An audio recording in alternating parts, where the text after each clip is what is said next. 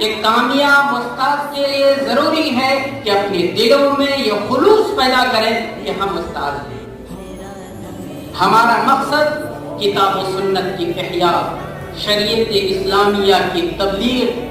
اللہ کی رضا، نبی کریم سرکار دو جہاں صلی اللہ علیہ وسلم نے جن چیزوں کا حکم دیا ہے ہر گھر تک اس پیغامات کو پہنچا دیا۔ حضرت ابو ہریرہ رضی اللہ تعالیٰ عنہ بڑے جلیل القدر صحابہ رسول ہیں، وہ کہتے ہیں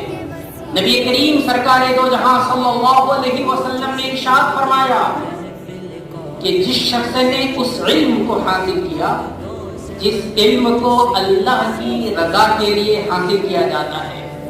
اس علم کو دنیا کمانے کے لیے حاصل کیا، اس کو جنت کی خوشبو بھی نہیں ملی۔ تو سب سے پہلی چیز یہ ہے کہ ہمارے اندر یہ خلوص ہونا چاہیے